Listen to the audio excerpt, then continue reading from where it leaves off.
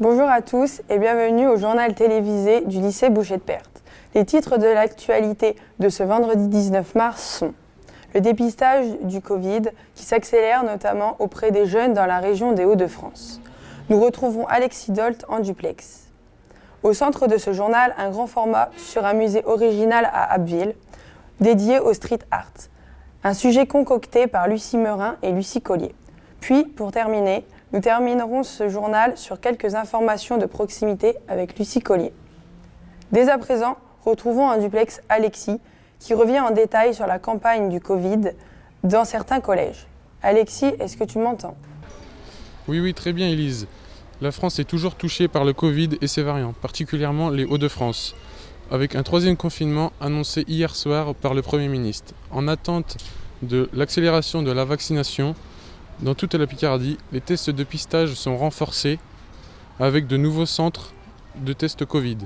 Une campagne de détection s'est déroulée cette semaine au collège Millevoye d'Abbeville avec l'appui d'une infirmière du lycée Boucher-de-Perthes, Lauriane Stage. Au total, 125 tests ont été réalisés, mais à l'heure, les résultats ne restent confidentiels.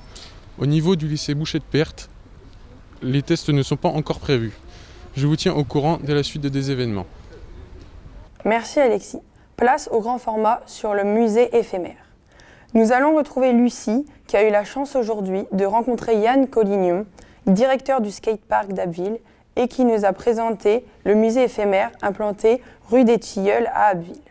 Effectivement, nous avons rencontré l'auteur de ce projet en ce jour. Ce musée éphémère est un lieu où cohabitent artistes et habitants du quartier pour rendre ce lieu magique. D'où vient cette idée de créer un musée dédié au street art ? Alors l'idée, elle vient de loin. Il y a 7 ans, il y a un projet sur Paris qui s'appelait la Tour 13, qui a été justement l'invitation d'artistes dans un lieu qui allait être détruit. Ce projet a vu le jour environ un mois. Il y a eu une effervescence incroyable, des centaines et des centaines de personnes qui sont venues visiter ce lieu. Et moi, quand j'ai appris que le bâtiment sur Abbeville allait être détruit, je me suis dit qu'il y a peut-être l'occasion aussi de faire un projet similaire en amenant des artistes dans ce bâtiment. D'après vous, quelle est la place laissée aux habitants à côté des artistes ? Alors donc, on a travaillé énormément avec les scolaires et les jeunes du quartier. Les jeunes ont réalisé des fresques cet été sur les façades du bâtiment. Et ensuite, maintenant, ils sont aussi acteurs du projet dans les appartements, parce qu'ils sont en résidence dans les appartements. Donc on a 2 classes de CM2 du secteur et une classe de 5e qui sont en résidence d'artistes, avec des artistes professionnels pour réaliser des fresques à l'intérieur du bâtiment. Et ensuite, après, à l'ouverture de ce projet, on a aussi prévu des participations des habitants avec des manifestations vraiment spécifiques pour eux. Et justement, quels sont les artistes qui ont participé et les habitants ? Alors les artistes, je ne pourrais pas les citer parce qu'il y en a beaucoup trop. Et ensuite, au niveau des habitants, comme je vous disais, on a à peu près une 60aine de jeunes qui ont participé au projet. Est-ce que selon vous, la vie au niveau de l'art des habitants a changé avec ce projet ? Alors effectivement, je pense qu'il y a beaucoup de personnes qui au début étaient assez réfractaires à ce projet en disant que c'était des graffitis et que ça n'avait pas trop d'intérêt. Et finalement, maintenant, on a énormément de personnes du quartier qui nous interpellent, qui sont vraiment curieux de ce qu'il y a à l'intérieur. Ils s'intéressent aussi aux artistes maintenant. Beaucoup de personnes maintenant suivent les artistes sur Instagram, nous demandent les Instagram des artistes.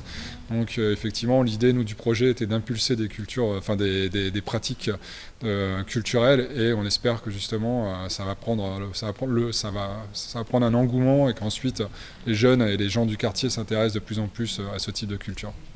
Merci Lucie pour ces belles images. Selon nos informations, vous pourrez visiter virtuellement ce musée. Maintenant, nous accueillons Lucie Collier sur le plateau, qui va nous présenter l'AMAP. Les AMAP sont des associations pour le maintien d'une agriculture paysanne. Elles permettent d'avoir une alternative à l'alimentation industrielle, ainsi que de favoriser les liens avec des producteurs de légumes et fruits bio. Cela permet d'avoir un lien indirect entre producteurs et consommateurs. Elle se situe à la place Saint-Jacques à Abbeville depuis 10 ans. Elle est ouverte le jeudi de 18h30 à 19h30 à la Maison pour tous, soit en intérieur, soit en extérieur. Merci Lucie. C'est tout pour ce journal, merci de l'avoir regardé. Vous pouvez retrouver ce journal en replay sur toutes nos plateformes télé. À demain.